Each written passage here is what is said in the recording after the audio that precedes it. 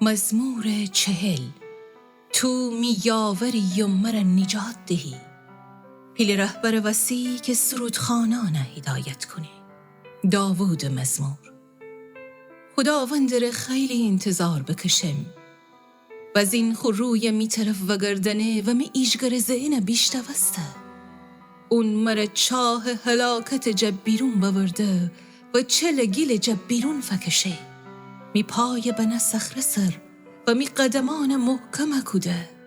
تازه سرود می دهن مین بنا، سرودی که امی خدای ستایش کنه. خیلی دینیدی و ترسیدی و خداوند توکل کنیدی. خوشا به حال او کسی که خداوند خود تکیهگاه چکوده و نه مغرور آدمان توجه کنه و نه اوشنی که بوتان دنبالی سیدی و گمراهی دی. ای یهوه می خدا، چقدر زیادی دیتی عجیب کاران و تی نقشه‌ین که امر انجام بدهی. هیچ کس نشتی امر مقایسه کدن. اگه بخوایم تی کاران واگویا بکنم و بگم نشه اوشنیش مردن.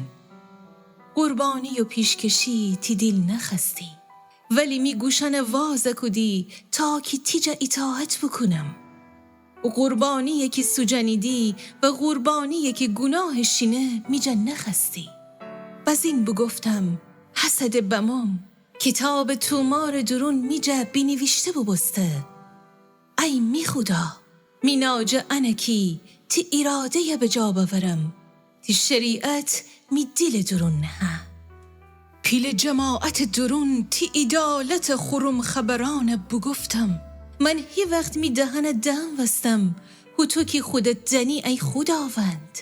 تی ادالت می دل درون جگا ندم، بلکه تی وفاداری و نجات جگب بزم و تی محبت و وفای پیل جماعت ورجه غیم نکودم.